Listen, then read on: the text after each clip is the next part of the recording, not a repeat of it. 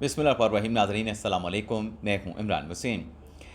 नज़र प्रोग्राम की ख़बरों से अपने व्लॉग का आगाज़ करने से पहले आप तमाम देखने वालों से माज़रत करना चाहूँगा, क्योंकि कल शाम को आपके साथ मुलाकात नहीं हो सकी। हालांकि कुछ ऐसी हैपनिंग्स थीं, कुछ ऐसी बड़ी ख़बरें थीं जिनकी तफ़सीलात आपके साथ शेयर करने के लिए मुलाकात का होना ज़रूरी था। लेकिन मेरे दो दोस्त हैं, एक स्पेन जा रहे थे, दूसरे दोस्त जो है उनका इस्लामाबाद से एक और पंजाब के सिटी में ट्रांसफ़र हुआ था, तो उनके साथ फेयरवेल मुलाकातें जो है वो शेड्यूल थी, तो इस वजह से आपके साथ कल मिलना नहीं हो सका। तो इब्तदाइये के बग़ैर हम अपनी पहली ख़बर से व्लॉग का आगाज़ करते हैं। एक नाज़रीन ख़बर जो आप तक पहुँच चुकी है कि बुशरा बीबी साहिबा के जो साबिक़ ख़ामंद हैं ख़ावर मानेका और उनके जो बेटे हैं मूसा मानेका, उनके ख़िलाफ़ जो अराज़ी पर कब्ज़ा करने का केस था, साहिवाल की स्पेशल अदालत ने दोनों को, ख़ावर मानेका को और बुशरा बीबी साहिबा के बेटे मूसा मानेका को इकट्ठा करने का फ़ैसला दे दिया है, यानी इस केस से बरी कर दिया है। लेकिन इसी अदालती फ़ैसले में बुशरा बीबी साहिबा के लिए एक बुरी ख़बर भी है, और वह बुरी ख़बर यह है कि जो दूसरे बेटे हैं बुशरा बीबी साहिबा के, ख़ावर मानेका के, इब्राहिम मानेका, उन्हें अदालत में पेश ना होने पर अदालत की तरफ से इश्तिहारी करार दे दिया गया है। इश्तिहारी करार देने के साथ साथ उनकी गिरफ़्तारी का अरेस्ट वारंट और पुलिस को उन्हें अरेस्ट करके अदालत में पेश करने का हुक्म दिया गया है।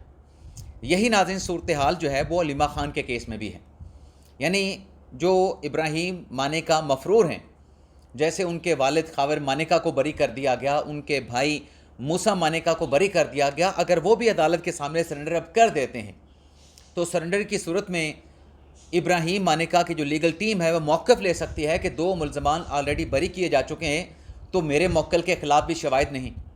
अब इस केस का मैंने कंपैरिजन अलीमा ख़ान के केस के साथ क्यों किया?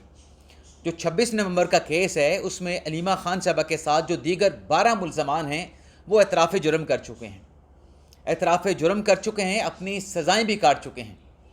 तो अलीमा ख़ान साहबा के केस में अब ज़ाहिर सी बात है कि बाकी मुल्ज़मान अगर एतराफ़ जुर्म कर चुके हैं और अलीमा ख़ान साहबा को उस केस में प्रोसिक्यूशन की तरफ से, सरकार की तरफ से मरकज़ी मुल्ज़म बनाया गया है, तो जहाँ शरीक मुल्ज़मान एतराफ़ जुर्म कर रहे हैं, तो अलीमा ख़ान साहबा के लिए उस केस से एक्विट होना बड़ा मुश्किल है। लेकिन इब्राहिम मानेका के लिए गुंजाइश निकल सकती है, अगर वो अब सरेंडर कर देते हैं तो शायद उनका केस जो है वो बरी करने के दायरे में आ जाए। एक और नाज़रीन अदालती ख़बर है, रज़ादार केस, गैर मुल्की ख़वातीन के साथ ज़्यादती का जो मामला था, उसमें नाज़रीन एक मुल्ज़म थे हैदर वहीद। अब ये जो हैदर वहीद साहब शरीक मुल्ज़म हैं रज़ादार केस में, उनकी बाजियाबी का इशू है कि वो न जाने कहाँ पे उन्हें गिरफ़्तार करके जो है वो रखा गया है और हब्से बजा में रखा गया है। तो हैदर वहीद की बाजियाबी के लिए जो उनके वर्सा हैं उनकी तरफ से एक दरख्वास्त जो है वो लाहौर हाई कोर्ट में फ़ाइल की गई है, जिस पर लाहौर हाई कोर्ट का बेंच बना है, जो कि 20 जुलाई यानी कल पीर के रोज़ जो है वो समाअत करने जा रहा है, जिसमें पंजाब हुकूमत को यानी सरकार को जो है वो फ़रीक बनाया गया है। अब यहाँ पे हमने हाई कोर्ट का जिक्र किया है, लाहौर हाई कोर्ट का, तो इस्लामाबाद हाई कोर्ट की एक ख़बर भी सुन लें और उसमें एक अवामी इशू भी है, वो भी आपके सामने रखते हैं। जो नाज़रीन मोटरवे पे आपकी गाड़ी पर अगर एम टैग नहीं है तो 50% आपसे जुर्माना लिया जा रहा था। अब इस केस में कि 50% जो जुर्माना लिया जा रहा है ये जायज़ है, नाजायज़ है, कानून इजाज़त देता है, नहीं देता, इस पर इस्लामाबाद हाई कोर्ट ने हुकूमत से पैरावाइज जो कमेंट्स हैं, यानी शिकवार जवाब जो है, जो एप्लीकेशन फ़ाइल की गई है इस मामले पे, वो जवाब तलब कर लिया है। लेकिन एक और मुकदमा भी है जो कि पिछले दिनों इस्लामाबाद हाई कोर्ट में आया, जिसमें जवाज़ ये बनाया गया, सवाल ये उठाया गया कि जो इस्लामाबाद का न्यू ब्लू एरिया है, वहाँ पर अगर आप एंट्री लेते हैं सर्विस रोड से, मरकज़ी जना एवेन्यू से आप न्यू ब्लू एरिया में दाखिल होने के लिए सर्विस रोड पे जाते हैं, तो आपसे 100 रुपये का टैक्स टिकट लिया जाता है। 100 रुपये का आपसे जो है वो टोल प्लाज़ा ले लिया जाता है, या जो भी आप नाम उसको दे लें। तो उस पर भी इस्लामाबाद हाई कोर्ट में समाअत हुई थी। अब मुझे उस केस की डिटेल का नहीं पता, लेकिन चैलेंज किया गया था कि ये सर्विस रोड के इस्तेमाल के ऊपर ये 100 रुपये CDA क्यों ले रहा है। लेकिन मेरे ख़्याल से जहाँ तक मुझे याद पड़ता है कि CDA का जवाब ये था कि ऐसी कोई रिकवरी या वसूली नहीं की जा रही, لیکن کل ہم نے خود 100 روپے ادا کیے. نیو بلیو ایریا گئے تھے ٹیم ہارٹن پہ، جو ہمارے ایک دوست جن کا اسلام آباد سے پنجاب کے ایک اور شہر میں ٹرانسفر ہوا ہے، ان کے لیے جو ہم نے فیئر ویل ایک چھوٹی سی بڑی سادہ سی جو ایک فیئر ویل پارٹی منعقد کی تھی، وہاں پر جانے کے لیے ہم نے 100 روپے ادا کیا. اب یہ 100 روپے کی بات کوئی نہیں ہے، لیکن کیا یہ 100 روپے لینا اس انداز سے کہ آپ سروس روڈ استعمال کر رہے ہیں، کیا یہ جائز ہے؟ قانون میں اس کی گنجائش ہے؟ اسلام آباد ہائی کورٹ کو اس معاملے کو سیریسلی دیکھنا چاہیے، کیونکہ میری نظر میں یہ ناجائز جو ہے وہ وصولی یا ٹیکس جو ہے یا ٹول پلازا جو ہے وہ لیا جا رہا ہے. اب ناظرین بات کر لیتے ہیں جو عمران خان صاحب سے جڑی خبر. کیا پاکستان تحریک انصاف نے پارلیمنٹ سے یعنی قومی اسمبلی، سینٹ، صوبائی اسمبلیوں سے مستعفی ہونے کا فیصلہ کر لیا ہے؟ یہ معاملہ کیا ہے؟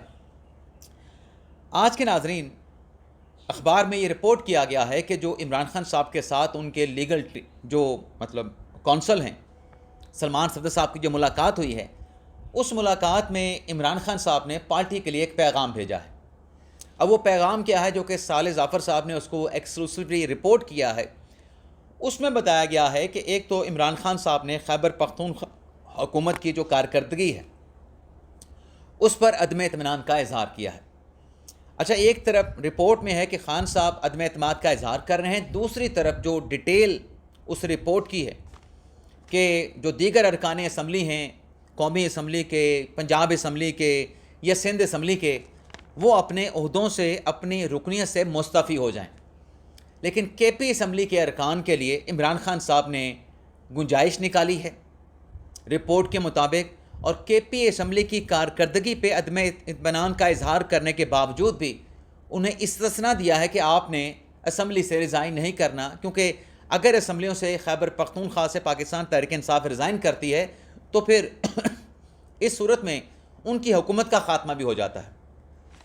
تو شاید پروٹیکشن کے لیے جو پی ٹی آئی کے لوگ وہاں پہ جاتے ہیں، جو روپوش بھی ہیں، اور ان کے بارے میں یہ ایک گیس ورک ہے، یہ چہم گوئیاں ہوتی ہیں کہ خیبر پختونخوا حکومت نے ان تمام پی ٹی آئی کے ارکان کو جو ہے وہ تحفظ دے رکھا ہے، پروٹیکشن دے رکھی ہے یا چھپا رکھا ہے، جو عدالتی فیصلوں کے بعد منظر عام سے رپوش ہو چکے ہیں، جو 9 مئی کے انسیڈنٹ کے بعد منظر عام سے غائب ہو چکے ہیں.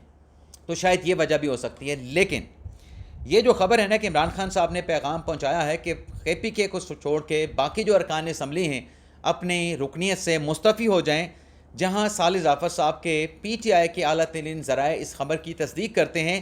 وہیں صالح ظفر صاحب نے یہ بھی لکھا ہے کہ کچھ ایسے ذرائع ہیں جو یہ کہتے ہیں، اس خبر کی تردید کرتے ہیں کہ عمران خان صاحب کا ایسا پیغام نہیں آیا، لیکن جو تصدیق کرتے ہیں ان کا یہ کہنا ہے کہ اسمبلیوں سے مستعفی ہونے کا پیغام عمران خان صاحب نے اس لیے بھجوایا کیونکہ وہ یہ سمجھتے ہیں کہ موجودہ جو ارکان ہیں وہ بانی پی ٹی آئی کے لیے، بشرا بی بی صاحبہ کے لیے کوئی ریلیف یا آسائش یا آسانی حاصل کرنے میں ناکام ہوئے ہیں.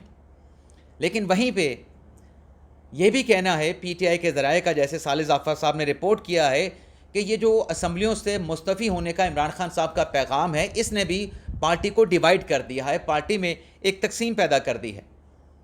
اگر قومی اسمبلی میں پاکستان تحریک انصاف کے 79 ارکان ہیں تو اس کی اکثریت جو ہے وہ اسمبلیوں سے مستعفی ہونے کے خلاف ہے، اور ان لوگوں کا یہ کہنا ہے کہ اگر ہم نے بھی اسمبلیوں سے استعفیٰ دے دیا تو پھر ہمارے لیے جو گنجائش نکلی ہے وہ ہمارے لیے گنجائش بھی ختم ہو جائے گی پی ٹی آئی کے ارکان یا سینئر رہنماؤں کے لیے. بلکہ اکثریت ارکان کا یہ کہنا ہے کہ ہمیں اسمبلیوں سے مستعفی ہونے کے بجائے ہمیں تو قائمہ کمیٹیوں میں واپس جانا چاہیے. اب یہ خبر کیسے نکلی؟ صالح ظفر صاحب تک یہ خبر کیسے پہنچوں گی، جو میرا ایک اندازہ ہے، اور مجھے لگتا ہے کہ یہ میرا گیس وقت جو ہے اس لیے درست ہو سکتا ہے کیونکہ پچھلے کچھ دنوں سے یہ خبریں چل رہی ہیں کہ جو قائمہ کمیٹی میں پاکستان تحریک انصاف کے ارکان کی جانب سے کہا جا رہا ہے کہ اسٹینڈنگ کمیٹی میں واپس آیا جائے. اب یہ خبریں چھپ رہی ہیں تو شاید صالح ظفر صاحب نے اس خبر کے اوپر اپنا ایک آرٹیکل، ایکسکلوسیو سٹوری نکالنے کے لیے پی ٹی آئی کے لوگوں کے ساتھ رابطہ کیا ہوگا، کیا آپ اسٹینڈنگ کمیٹی میں واپس آ رہے ہیں. تو اس سوال کے جواب میں جیسا کہ رپورٹ ہے کہ نام ظاہر نہ کرنے کے شرط پہ اس شخص نے بتایا ہوگا کہ آپ تو اسٹینڈنگ کمیٹی میں واپسی کی بات کر رہے ہیں، یہاں پہ تو عمران خان صاحب کا جو پیغام ان کی وکلا، لیگل ٹیم یا سلمان صفدر کے ذریعے پارٹی تک پہنچا ہے، خان صاحب تو قائمہ کمیٹیوں سے نکلنے کے بعد اب اسمبلیوں سے مستعفی ہونے کا کہہ رہے ہیں۔ عمران خان کا اسمبلیوں سے مستعفی ہونے کا پیغام آیا ہے۔ لیکن بہرحال سوال یہ ہے کہ کیا اگر عمران خان صاحب کا یہ پیغام ہے تو کیا پاکستان تحریک انصاف نے فیصلہ کر لیا ہے کہ وہ اسمبلیوں سے مستعفی ہو جائے گی؟ مجھے نہیں لگتا ناظرین کہ پاکستان تحریک انصاف اسٹینڈنگ کمیٹی سے باہر آنے کے بعد اب اسمبلیوں کی رکنیت سے بھی مستعفی ہوگی۔ یہ غلطی دوبارہ پاکستان تحریک انصاف نہیں کرے گی، بے شک عمران خان صاحب کا پیغام دیا ہے۔ اب ناظرین نورین خانم صاحبہ کے اسٹیٹمنٹ کی بات کر لیتے ہیں۔ آپ کو پتہ ہے کہ انہوں نے جو اسٹیٹمنٹ دیا ہے اس پہ این سی سی آئی کا نوٹس بھی ہو چکا ہے، لیکن این سی سی آئی کے نوٹس کے ساتھ ایک اور کارروائی بھی، national cyber crime investigative authority کے ایکشن کے بعد ایک اور بھی ہے، ایک اور کارروائی بھی نورین خانم صاحبہ کے حوالے سے ہے۔ لیکن آج مجھے چونکہ کل آپ کے ساتھ ملاقات نہیں ہو سکی، نورین خانم کے کل کے جو اسٹیٹمنٹ سامنے آیا ہے ویڈیو کی صورت میں، اس پہ میں مختصر سی بات کرنا چاہتا ہوں۔ ایک تو نورین خانم صاحب نے کہا کہ یہ گٹھ چھوڑ تھا پاکستان اور بھارت کا۔ اب اس گٹھ چھوڑ میں پہلگام میں جو لوگ 2 درجن کے قریب ہلاک ہوئے، کیا وہ بھی گٹھ چھوڑ تھا؟ جو پاکستان کے اوپر حملہ کیا گیا، کیا وہ بھی گٹھ چھوڑ تھا؟ جو رافال طیارے پاکستان نے گرائے، اربوں روپے کا، ملینز آف ڈالرز کا، کروڑوں ڈالرز کا بھارت کا نقصان ہوا، کیا یہ بھی ڈرامہ تھا، گٹھ جوڑ تھا؟ اسرائیل کے جو ڈرونز ٹیکنالوجی تھی پاکستان نے مارکا حق میں اس کو مات دی۔ پاکستان نے خطے کا جو ایک معاشی طاقت بنا ہوا ملک بھارت تھا اور وہ اپنے آپ کو عسکری ایک کھلاڑی بھی سمجھتا تھا، پاکستان نے اس کو دنیا کے تمام ممالک کے سامنے شکست دی۔ کیا یہ بھی کمپرومائز تھا؟ کیا یہ بھی گٹھ جوڑ تھا؟ اور پھر پوری دنیا میں مودی سرکار کی انڈین افواج کی ضلالت ہوئی، پوری دنیا میں پاکستان کی رسپیکٹ بنی، کیا یہ بھی گٹھ جوڑ تھا؟ کیا اس کو کوئی ڈرامہ کہہ سکتا ہے؟ اور پھر جو تعریف کی نورین نیازی صاحبہ نے کہ اگر مودی چاہتا تو پاکستان کو فکس کر سکتا تھا، تو پھر اس سوال کا جواب بھی نورین نیازی صاحبہ خود دے دیں کہ مودی نے پھر کیوں نہیں چاہا؟ مودی نے اپنی پوری فوج کو الرٹ کر دیا، پوری فوج پاکستان کے بارڈر پہ لا کے کھڑی کر دی، پاکستان پہ حملہ کر دیا، اور مودی سے زیادہ کیا کر سکتا تھا؟ مودی کو تو جب پاکستان کی افواج نے منہ توڑ جواب دیا، اس کو منہ چھپانے کی جگہ نہیں تھی۔ پاکستان نے جو ان کے رافائل طیارے، دیگر لڑاکا طیارے گرائے، وہ تو دنیا کے سامنے اس نقصان کو چھپاتے پھر رہے تھے، اپنا منہ بھی چھپاتے پھر رہے تھے جو کالک پاکستان نے ان کے منہ پہ ملی تھی۔ اور پھر کہتے ہیں کہ اس گٹھ چھوڑ کے پیچھے اسرائیل تھا، پاکستان کا اسرائیل کے ساتھ رابطہ تھا۔ اس سارے ڈرامے کا مقصد نورین نیازی کہتے ہیں کہ اسرائیل کو تسلیم کرنا تھا۔ کیا پاکستان نے اسرائیل کو تسلیم کر لیا؟ اب نورین نیازی صاحبہ اس کا جواز بھی دیتی ہیں کہ پاکستان نے اسرائیل کو کیوں تسلیم نہیں کیا۔ وہ کہتے ہیں وہ تو ایران کی جنگ بیچ میں آ گئی جس کی وجہ سے پاکستان نے اسرائیل کو تسلیم نہیں کیا۔ بے ایران کی جنگ کس کے ساتھ ہوئی؟ یہودی لابی کے ساتھ ہوئی نا، یہودی کمیونٹی کے ساتھ ہوئی۔ اگر اسرائیل کو پاکستان تسلیم کرنے جا رہا تھا تو جنہوں نے یہ ڈرامہ کیا تھا، جنہوں نے یہ سارا کھیل رچایا تھا، وہ پھر تب تک ایران کے ساتھ جنگ نہ کرتے جب تک پاکستان اسرائیل کو تسلیم نہیں کرتا۔ تو یہ لاجک بھی نورین خانم صاحبہ کی ایکسیپٹ کرنے والی نہیں ہے، کیونکہ اس کی کوئی منطق بنتی نہیں ہے۔ اور ساتھ میں نورین خانم صاحبہ کہتی ہیں کہ یہ میری رائے ہے۔ اب نورین خانم صاحبہ کی جو رائے ہے اس پہ کیا کہا جا سکتا ہے؟ اب ان کی رائے تو یہ تھی کہ اگر ہم تحریری درخواست اڈیالہ جیل کے انتظامیہ کو دے دیتے ہیں عمران خان سے ملاقات کے لیے، تو اسلام آباد ہائی کورٹ کا جو فیصلہ ہے وہ ضائع ہو جائے گا، اسلام آباد ہائی کورٹ کا جو فیصلہ ہے وہ ختم ہو جائے گا۔ اب کسی اور جگہ پہ ملاقات کی درخواست دینے سے ہائی کورٹ کا فیصلہ تو سپریم کورٹ ختم کر سکتی ہے یا وفاقی آئینی عدالت ختم کر سکتی ہے۔ عمران خان سے ملاقات کی درخواست دینے سے وہ فیصلہ کیسے ختم ہو سکتا ہے؟ تو جو لاجک یہ اس معاملے پہ پیش کر رہے تھے نا، یہاں پر بھی ان کی لاجک ایسی ہے۔ ان کی عقل کتنی ہے، فہم و فراست کتنی ہے، آپ اس کا اندازہ لگا سکتے ہیں۔ اب آپ کے سامنے ہے کہ این سی سی آئی نے اس معاملے پہ اداروں کو ملائن کرنے پہ، اداروں کے خلاف جھوٹا بیان دینے پہ، پوری دنیا میں جو ہے وہ جھگسائی کرنے پہ نوٹس دے دیا۔ 20 جولائی کل 12 بجے بلا بھی لیا این سی سی آئی نے۔ اب 12 بجے بلایا گیا نا، اس نوٹس کے بعد 12 پاکستان تحریک انصاف کے بھی بچ چکے ہوں گے، 12 عمران خان صاحب کی ہمشیرگان کے بھی بچ چکے ہوں گے۔ اب آپ دیکھیں نا کہ آپ اپنے بیان کے ذریعے مودی کی تعریف کر رہے ہیں کہ مودی جو ہے وہ فکس کر سکتا تھا، تو یہ مودی کی تعریف ہے، مودی کی تعریف ہی ہوئی نا۔ دوسری طرف پارٹی کے جو چیئرمین ہیں بیرسٹر گور صاحب، وہ کیا کر رہے ہیں؟ وہ مولانا صاحب کے اسٹیٹمنٹ کو کنڈم کر رہے ہیں، مولانا صاحب کے بیان کی مخالفت کر رہے ہیں کہ مولانا صاحب نے جو بیان دیا اس کی ہم مخالفت بھی کرتے ہیں، اس کی ہم کنڈمنیشن بھی کرتے ہیں۔ تو آپ تو بھارت کی جو شکست ہے اس کو کامیابی کی صورت میں نورین خانم صاحب جو ہے بڑھا چڑھا کے پیش کر رہی ہیں۔ وہ رفال طیارے جو گرے، پوری دنیا میں رفال طیاروں کی جو کیپیسٹی تھی اس پہ سوال اٹھنا شروع ہو گئے۔ آج تک رفال طیارے نہیں مار گرائے، پاکستان کی افواج نے مار گرائے۔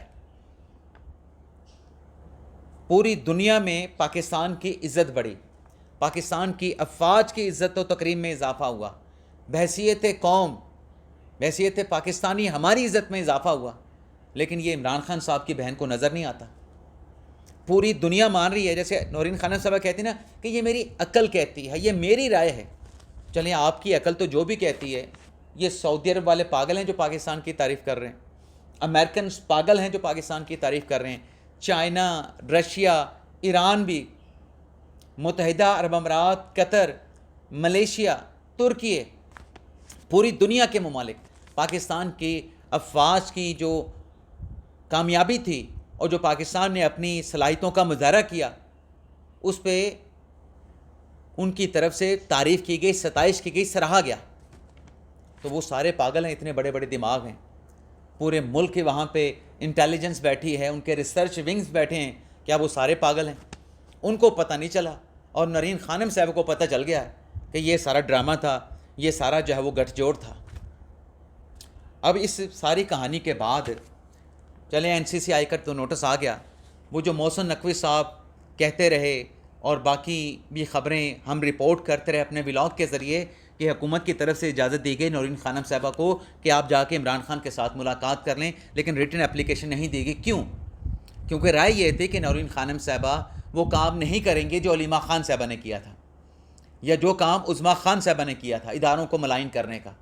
لیکن اب یہ جو بیان ان کا سامنے آیا ہے، اس سٹیٹمنٹ کے بعد، اس بیان کے بعد کہ یہ ڈرامہ تھا، مارکا حق پاکستان بھارت کی جنگ جو ہے، اس کے بعد پھر نورین خانم صاحبہ کے نام پر بھی آپ کاٹا سمجھ لیں۔ اب نورین خانم صاحبہ کو جو اجازت مل رہی تھی نا ملاقات کی، اب وہ شاید اجازت والی بات نہیں رہے گی، بلکہ محسن نقوی صاحب کی اپنی پوزیشن بھی اس سٹیٹمنٹ کے بعد خراب ہوگی جو ان کے لیے ملاقات کے لیے کہ ملاقات خان صاحب کے ساتھ ہو جائے تگدو کرتے تھے، ان کے لیے بھی جو ہے وہ اب امبیرسمنٹ ہوگی ملاقات کے لیے آگے کسی سے بات کریں۔ اجازت چاہتے ناظرین، اللہ حافظ۔